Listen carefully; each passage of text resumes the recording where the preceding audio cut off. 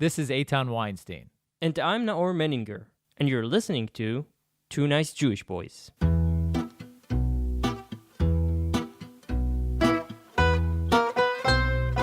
This podcast is made in collaboration with the Jewish Journal. Check them out at jewishjournal.com. Also in collaboration with Arutz Sheva, IsraelNationalNews.com.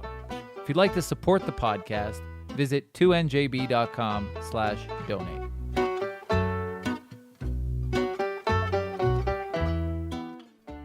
The Middle East is riddled with conflict. If you watch the mainstream media in the United States, you might come to think that the main showdown is between the Israelis and the Palestinians. But the truth is, there is hardly a stable state in the entire region. We've talked a lot about Syria in past episodes, so today we're dedicating an episode to take a closer look at Yemen. Since 2015, when the Iran-backed Houthi rebels drove out sitting President Hadi, civil war has claimed the lives of tens of thousands and driven millions, most of the country in fact, into a state of destitute poverty. Is this just another Saudi-Iran proxy war? What Western powers are playing a role, and what role are they playing? Is there any end in sight? And ultimately, will the Middle East ever see stability in our lifetimes? To answer these questions, which aren't small questions, we're joined by Professor Uzi Rabi, director of the Moshe Dayan Center for Middle Eastern Studies at Tel Aviv University. Professor Rabi has written a number of books in both English and Hebrew. In 2015, he published Yemen, Revolution, Civil War, and Unification. We are very happy to be joined by Professor Uzi Rabi today to talk about Yemen. Thank you so much for joining us. You. How are you? Good. Just closer to the mic, please. Thanks for the invitation. It's a pleasure to be here. Thank you. So, Naor suggested we start Yeah. with a question. Why should we care about Yemen at all? Well, Yemen, just for the record, just what we have to be aware of, this was one time what they call Arabia Felix, which means happy Arabia. It was a center of civilization in ancient times. What happened with Yemen in modern times is that it has become something which is, I would say, applicable to the notion of failed states. This is exactly what we got in the post-Arab Spring Middle East.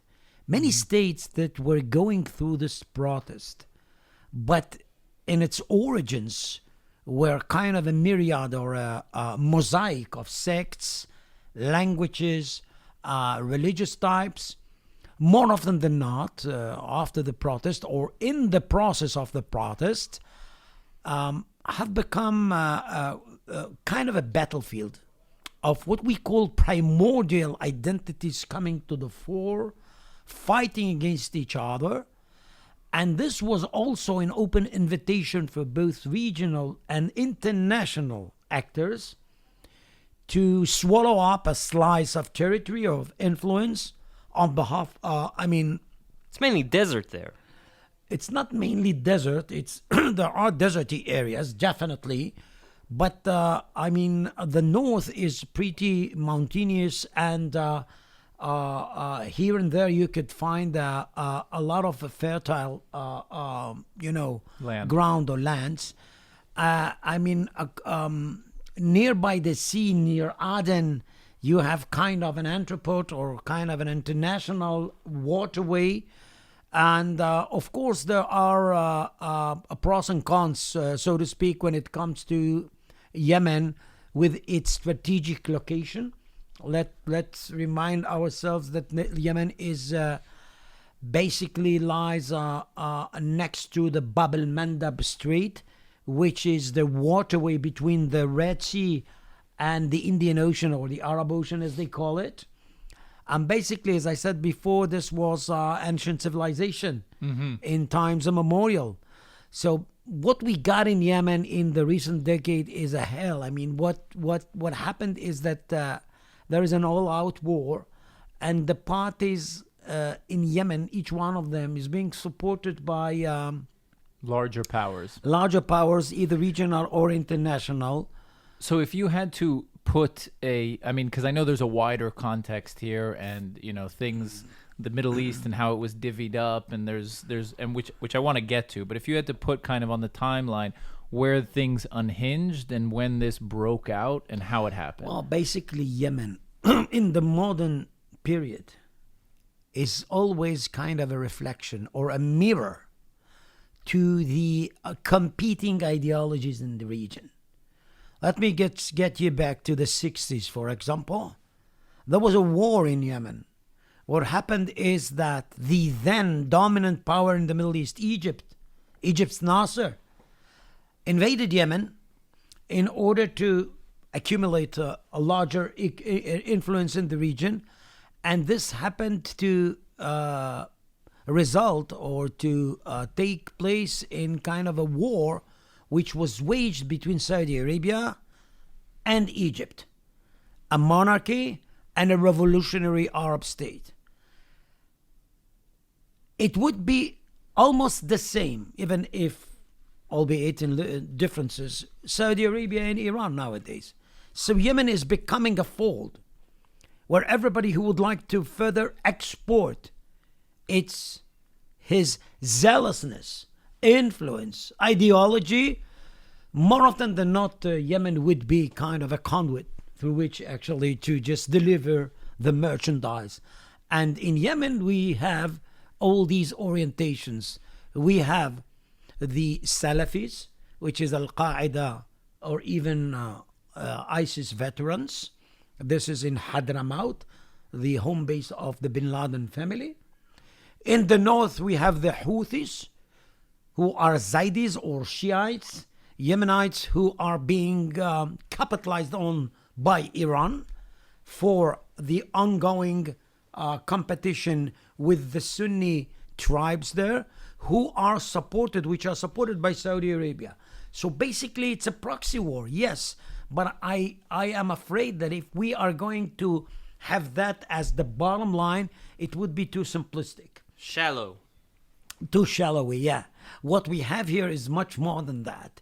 It is kind of a supermarket where you can have all these ideologies, all these ideas that were here throughout the 20th century, and each of them is trying actually to compete the other and get kind of a position for itself. So again, you have the Sunni Shi'i. Nationalism and... You have nationalism and basically Muslim state. You have also tribes. This is very, very important. This is a tribal state. Mm-hmm. And basically in Yemen, you have more than 350 confederacies, huge confederacies. So, and I mean, is it like unrealistic to try and create a nation out of an amalgamation of tribes? Well, I mean, I'm not sure about that, because if I would look at the other states in the Gulf, and Saudi Arabia and the Gulf states, they have a lot of money, and money actually makes the life easier in that regard. But they have managed actually to develop sort of a national ethos. In Yemen, you have that. Even if the state was until 1992 states, it was North Yemen and South Yemen until 1990. While they were united, everybody thought that this is the most natural step to be taken. But unfortunately, actually, I would say old animosities came to the fore, South and North, tribes of that kind and that kind, that confederacy, this confederacy, Saudi Arabia sending actually its hands inside Yemen. And basically what we ended up with is, as I said before, kind of a very, very bitter civil war which goes on. And even now, 2020, there's still a war in and Yemen. The dynamic is that negative. How many people died there in a month? I mean, it depends which month, basically. In a good month. Because, I mean, you have, in a good month, actually, what you have there is, I would say, let's say, I mean, close to the Arab Spring, which is 10 years ago almost. There was a month where actually 700 people all over Yemen actually died. And in 2019? In 2019, I think that what we got there is less I would say, killed people, but many, many wounded. I think it comes to, again, the whole year, of course, hundreds. But hundreds dead and thousands injured. Yep. And Which is nothing compared to Syria, but still but this significant. This is steadily. And that's the problem. It's building up. The numbers build up. Why aren't we seeing all-out warfare and the death toll that we're seeing in Syria? Why aren't we seeing that in Yemen? Because in Yemen you have kind of an organized chaos. That's an oxymoron. What organized chaos is?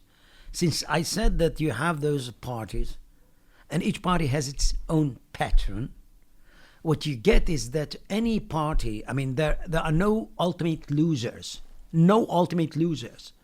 You almost have your pattern who would help you out in order not to lose a path while competing with your rival, which is the proxy of his rival. You see what I mean? The patron's rival. There are also no victors because Iran would never conquer Yemen fully and take control over it. It's not to conquer the land. I mean, conquering the land is something which is very, very anachronistic. Very anachronistic. Right. What we got is spheres of influence.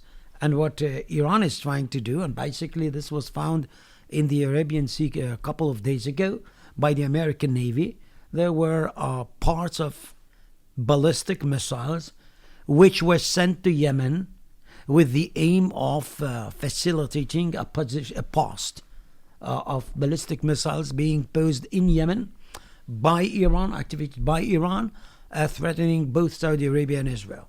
So here is the thing.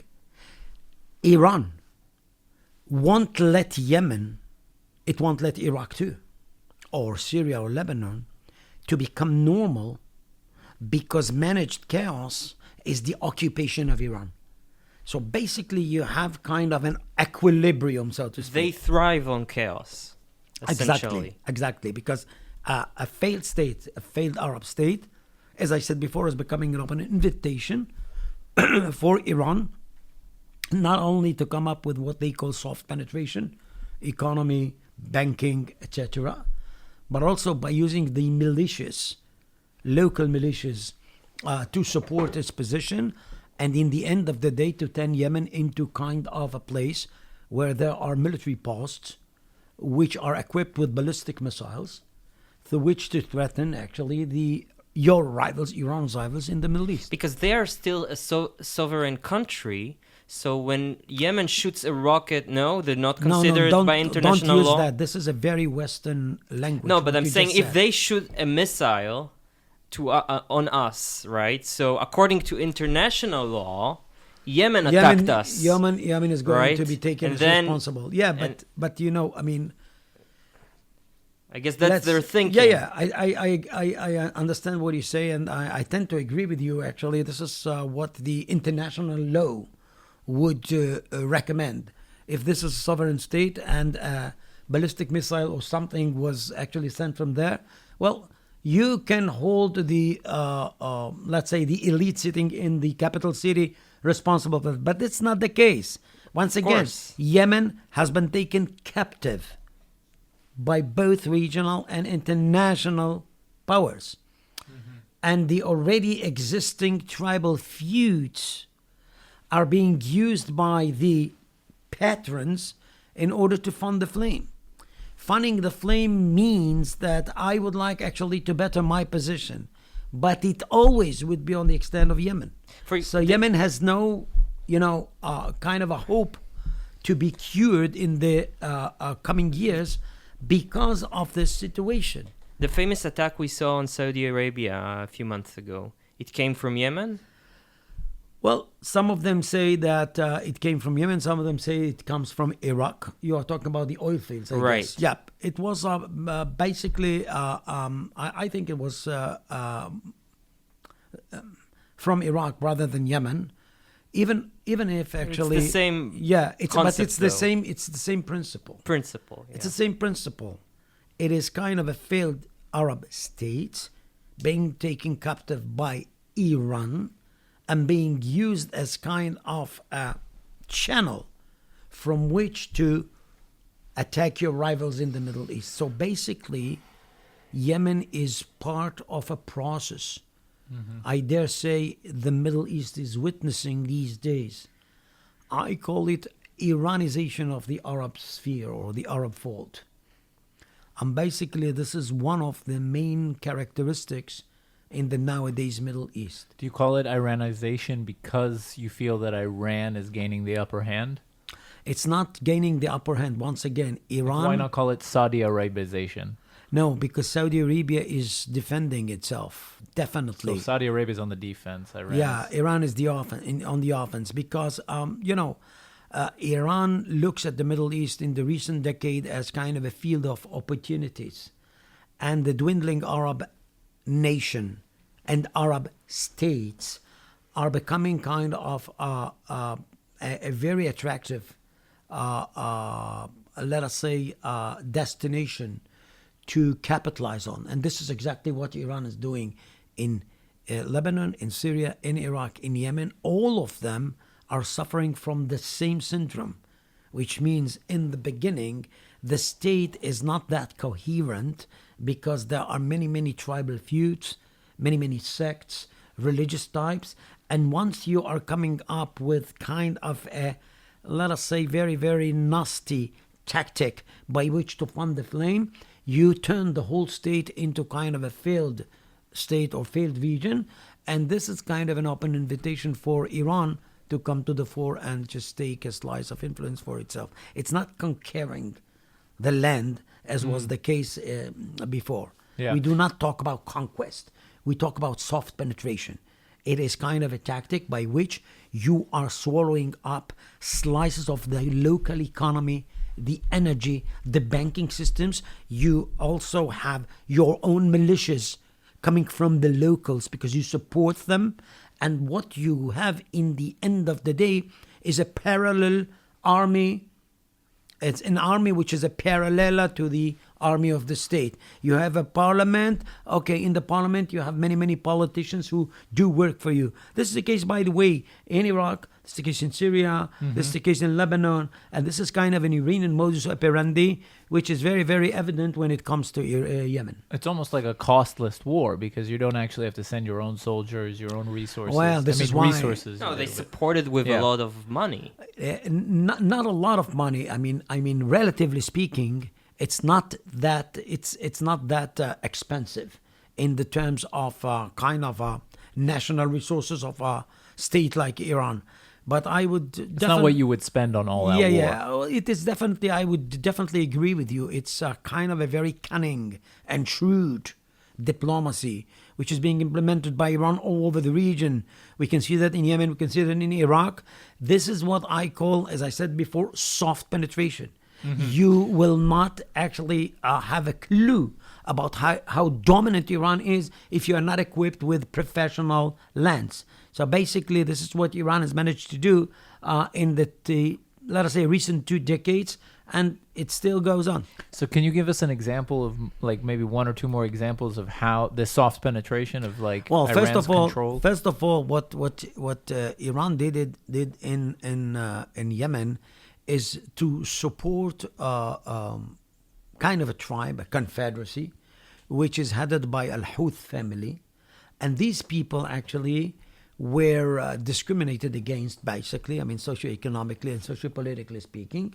And for them, this was kind of a high opportunity to lean on or to rely heavily on Iran, get the support, and come up with kind of a dream from times immemorial. It is called imamate, Shia imamate. Let us have the imamate once again, headed by us, and we are the righteous part to be followed.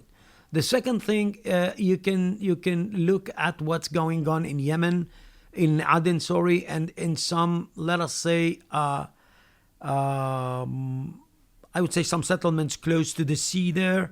You would find that Iran has some companies which are being owned by Iran. I mean, Iranian companies who are having slices in the energy market, in the electricity market, in the car industry. Of course, it is not in the volume of Iraq because Iraq is much more important than Yemen for Iran because it's a neighboring state. But basically, you can see that, as you can see in Lebanon, this is the modus operandi, and it leaves Iran with many, how should I put it, many pennies for a rainy day. Basically, this is what Iran is doing in order to make itself immune in regard to, let us say, invasion from a Western country to Iran or an attack from Israel. They are also have some, let us say, defensive thoughts and means in their strategy. But they are capitalizing, as I said before, on a crushed Middle East. And I don't see Yemen be recuperated in the coming years because, as I said before, the tragedy is built in, is inherent to the Yemeni case study. Basically, it is very comfortable for both regional and international powers who are at loggerheads among themselves on Yemen. And Yemen is not only frustrated, but it is fractured to many fractures because each one of them would really like actually to have a patron from the out, because the state, the notion of the state, is not that attractive to any simple part. It doesn't really or exist tribe. anymore, right? I mean, it's kind of crumbled. Well, I mean, we have a deep argument about that. I mean, formally it exists, of course, as we said before. I mean, you have a representative of Yemen to the United Nations. You have ambassadors. You have national anthem. You have flags. You have everything. But when it comes to the cracks of the matters, you can definitely say that Yemen is semi-occupied. Let's put it that way, by some other parties, mainly Iran, and maybe Saudi Arabia too, and United Arab Emirates too.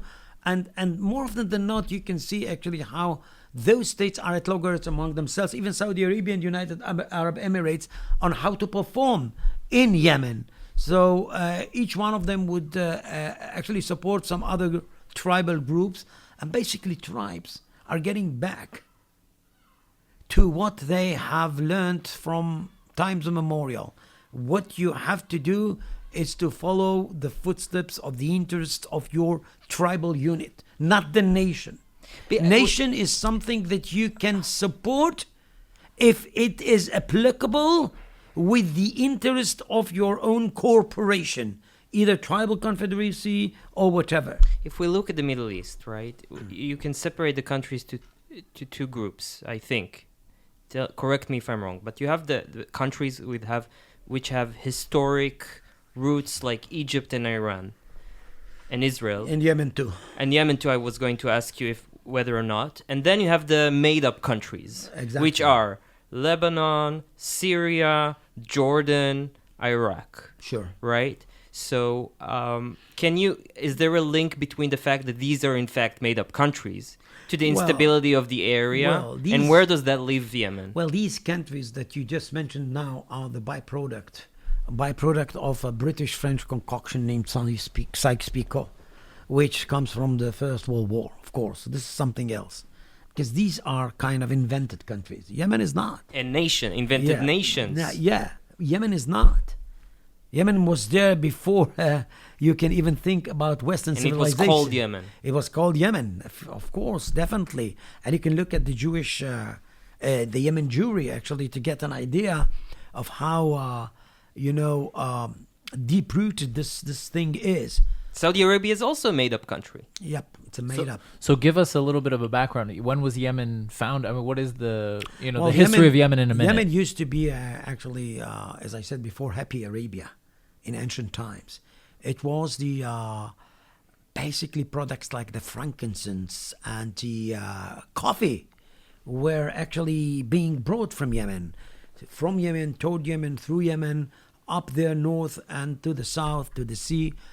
Basically, many traders all over the region actually were to cross Yemen and to have the Yemenite flavor. Yemen is also a country of, I would say, many tribes were not necessarily nomads. They were sedentary tribes. So not Bedouin. No. Right. This is it's not Saudi Arabia in that regard. Mm-hmm. Tribes there actually had their own territory, so to speak, and this was basically more often than not a very fertile ground. So when It did just, when did these tribes come together and form the nation that we know today? Well, it was formed mainly in the 10th century. Very when- ancient. Very ancient. No, but this is getting closer to the modern period. Right. I'm talking about, but 10th century, an imamate was formed in Yemen, and then a guy which was titled the Imam, a Shiite guy, was to unite all these tribes under the banner of, let us say, very moderate Shiism, which at times it was even considered as kind of the fifth column of the Sunnah. The Sunnah have four school of thought. This was taken as the fifth one. It was called Zaydiyya. What Iran is doing nowadays is to take Zaydiyya to the extreme in order actually to support its creed and its interest. And this is how actually Yemen was to be fallen into the cracks. But for 1,000 years, for a millennia, Yemen was in imamate. What happened in the 20th century, as was happened in the Middle East, modern states were created. And even in Yemen in 1962, what happened there is what happened in Egypt 10 years before, a decade before. There is a, coup d'etat of army officers. And Abdullah Salal was to become the president of Yemen, supported by Nasser's Egypt, creating kind of an Arab Republic, 1962. In 1967, on the south, a Marxist-Leninist Yemen was to be formed by his rivals. So, you see, I'm talking to you. The only Marxist-Leninist Arab. The only. Entity. But listen, That's Yemen. interesting. Why there was Yemen the was- Ba'athist Iraq? No, it was kind It's of not. communist, It's not. socialist. It's not that zealous in the sense of Marxist-Leninist ideas. In Yemen, you got it all with the Politburo. So what I'm trying to tell you is that a tribal state for 1,000 years was to be polarized in the 20th century into two: Arab Republic, secular, and a Marxist-Leninist state, most very unique of its Sounds kind. like an experimental and you- playground. And just think what these ideologies were to do with tribal and very, very traditional identities. Can you draw a line from the Marxist-Leninist secular one and from the other to today's factions? Like Listen, which this one is- would align with which? This today? is something that you have seen in Aden. Aden was the capital of South Yemen. And basically what you saw there is kind of a very, very feminist, so to speak, in Marxist terms, attitude toward women. Women should go out of home and just be joined or be on board with the job market and everything. You saw there the terminology of let's say the labors and the revolution of the people who are laborers and all that stuff. Basically, that was an anathema to the tradition and to the basic, let us say, heritage of tribal system. So what I'm trying to say is that Yemen has become kind of laboratory where every attempt, every experiment in the Middle East was implemented. And Yemen was to suffer from all these ups and downs or becoming kind of a supermarket of all these ideas, because more often than not, it contradicted many traditional notions and practices. And basically, the result was inner civil war in the first place. And then, when Arab Spring came to the fore, and where everybody, mainly Westerners, thought that, Yemen is going actually to climb from the tribal stage to a democracy or something like that, Well, this was a very wishful thinking. Naive thinking. Naive thinking. What happened is that everybody capitalized on the Arab Spring in order to promote his own sect on the expanse of the state, I mean.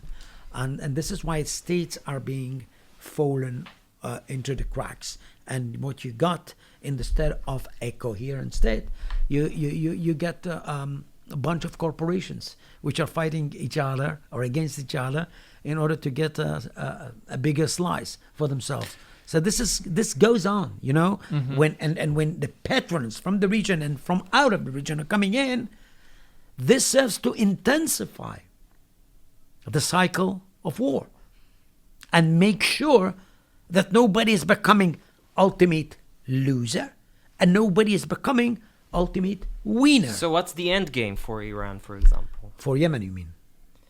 For Iran. For Iran Iran, in Yemen. For Iran is hegemony in the Middle East, of course. If you are... define hegemony. Yeah, hegemony is to have many bargaining chips all over the region. It's kind So of to be the make- Germany of the Middle East. I wouldn't listen. Maybe Iran, to be the Nazi Germany. Iran started in kind of a defensive paradigm. They were very afraid of the United States invading into Iran, as was the case with its own two neighbors, Afghanistan and Iraq. So what they thought is two things, actually. If we are going actually to just acquire bargaining chips all over the region, nobody would just mess up with us. On the other hand, let's go nuclear, because the history tells that when you go nuclear, nobody is dealing with you. Look at North Korea, look at Pakistan. On the other hand, look at what happened to Gaddafi, which was getting rid of its nuclear capacity. So Iran has a strategy in this region. But again, this was kind of a thought or a plan. It was not a grand design that was from the beginning actually well set in its notions. What happened is that the Middle East provided Iran with some opportunities, unprecedented. The Arab world, a cultural rival in the terms of the Persian culture, was dwindling, as I said before. States were crushed. And for Iran, this was kind of a high time to exploit it and to create, as I said before, a bunch of bargain chips for itself. And this is something that they do actually use while dealing with Europe, while dealing with Arab states, while dealing with the United States. And, if you come to think of that, this is, I think, the extra dimension of Iranian diplomacy. They can see... the future. They can see future, let us say, scenarios in kind of a clearer way than Arabs and other players in the Middle East. And this is something that Israel should take into account, because this is a very fierce Can the rival. West win here? No. But the West could. It's not a matter of winning. It's not a matter of winning. It's a matter of containing the threat.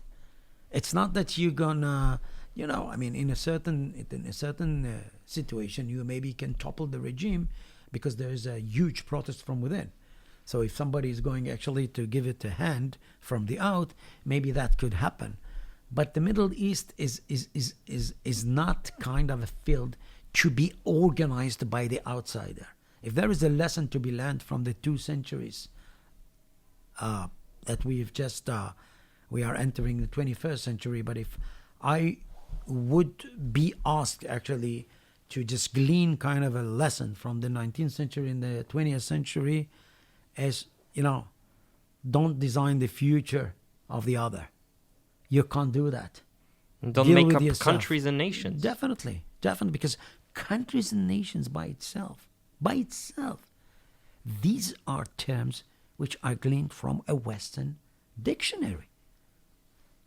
There were no countries and states here before.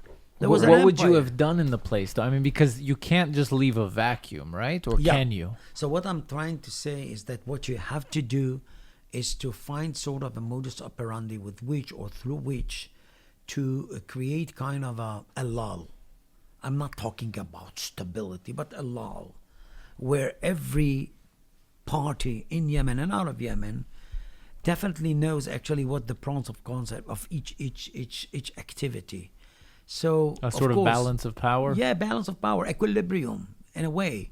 It could be spheres of influence, okay, which unfortunately you can go back to the south and to the north, or maybe to some tribal confederacies areas which are supported by outsiders, but to turn it into kind of a reality of live and let live. It's not that everybody is going to be to like the other, not at all. But basically, it would be much more comfortable for people who can be found in a fatigue and they are deprived of almost everything. There's famine there. Yeah. People starved this year to death. It's a humanitarian. 400,000 kids. It's a humanitarian crisis, and by all means and standards, real humanitarian crisis. But this is definitely the result of the intensification of the already existing war in Yemen. If it was just internal, I guess that those actually parties were at a certain stage, as was the case with the Yemeni history for thousands of years, could have found kind of a compromise or kind of a, as I said, a lull for the meantime. But since I'm looking at Yemen and seeing the, I would say, huge involvement or deep involvement of the others, I mean the patrons from the region and out of the region, I can tell that this is kind of a very vicious circle. You know, when I told Professor Rabi my grandparents were going to interview you, they said, he's a fascinating talker, but you always leave his lectures depressed.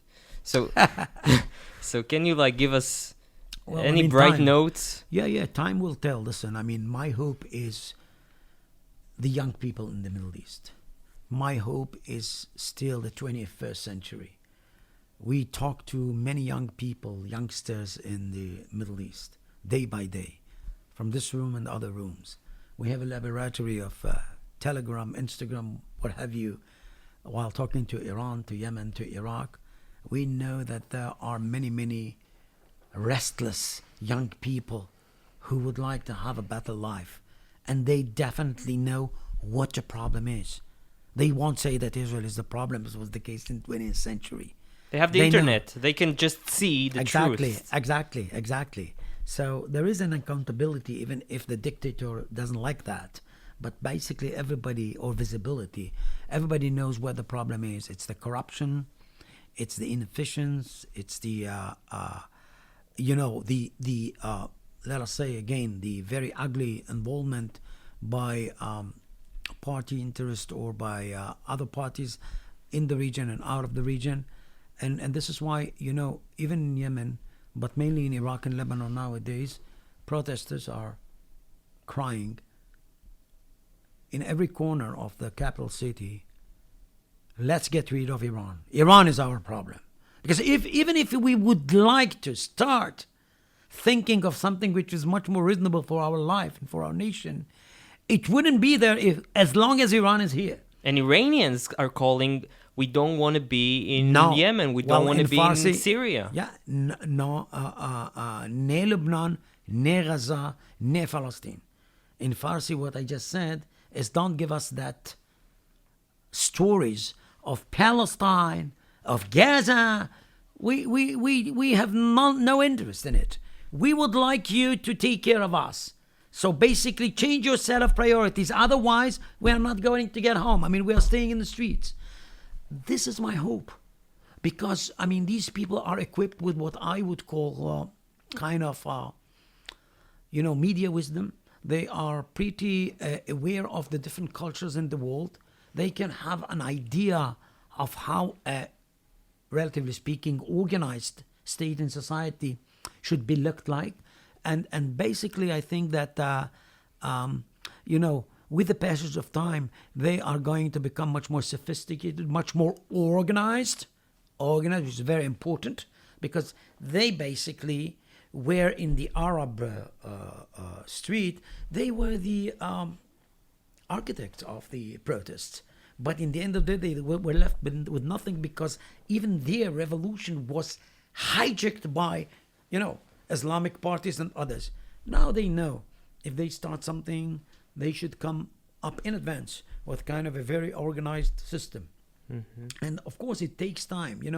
Tell your family members who actually that even in France, it took 100 years after the French Revolution to establish a full-fledged democracy. 100 years. And if you ask me, actually, what happened after the French Revolution, I would tell you.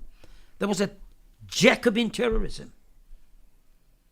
Fierce and bitter. Slicing off the heads of everybody. Yeah. So Patience. we should not pass a judgment on the Middle East regarding that, because it took time even in the West. But all the more reason in the Middle East, because people here were not educated in accordance with the principles of the Enlightenment movement in Europe and the French Revolution. So let them actually just step by step acquire their knowledge about. We don't have much time, but I wonder if the issue is that these values aren't inherent in the culture.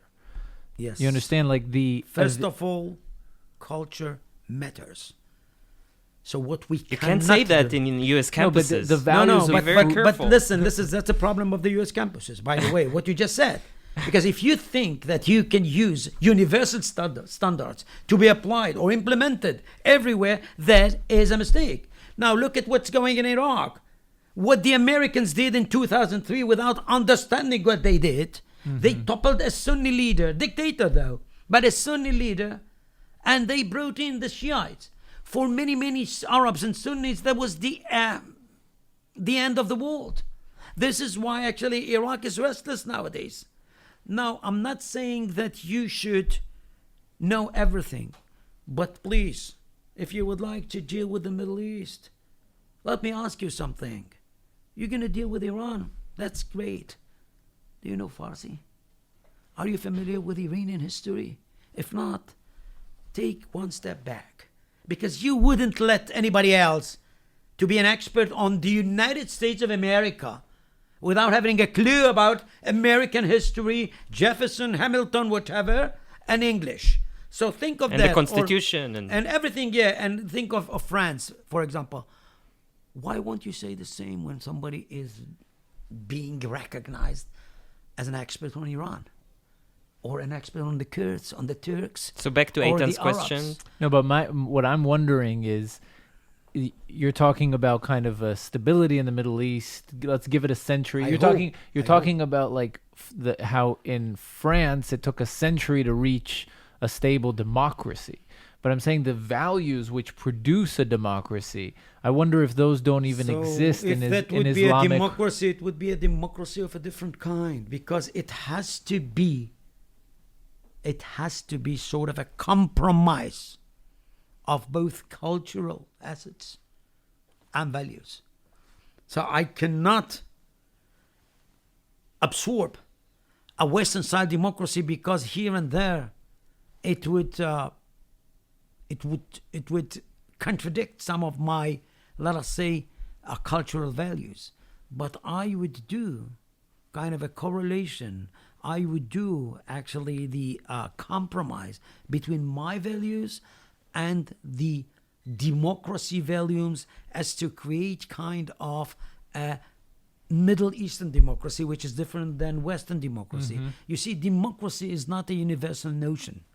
Once again, and maybe people. It's the opposite of the East. You can have Badocratia or Sheikhocratia. I don't know. Let them have their own system, but what you have to be sure is that their own system is kind of stable. No, it is something that would produce by them. It would be inherent. It would not be something that was brought from the out, which raises resentment on the first place. So, in the Middle East, you have two things which are very, very important: time and patience. So which no one has. No, but you can't come up with kind of an instant, solution to things. It would take time. And let's hope Try that and Yemen tell the millennials that. Okay, Professor Rabi, thank you very much. Thank you Before so we much. go, we have a collaboration with the Jewish Journal. Check them out at jewishjournal.com. Also, IsraelNationalNews.com. Arutz Sheva, we have a collaboration with them as well, so check them out. IsraelNationalNews.com. and we accept donations, so please help us out at twinjb.com/donate. What can we plug? Your books in English, they're on Amazon. As you can see, Tribes and States in a Changing Middle East. This is one of them because it would tell you a lot about the problematic of, let's say, culture and values coming from the out or bringing in from the out. And of course, my last book, which deals with the post-Arab Spring Middle East. Its name? Is, the post-Arab Spring Middle East, states and nations in the post-Arab Spring Middle East. Okay, I'll link it. It's on Amazon and bookstores and everywhere. Lexington okay. Publication House. Yep. Cool. Great. Thank you so much. Thank you so much. Thank you, guys. Bye. Bye, guys.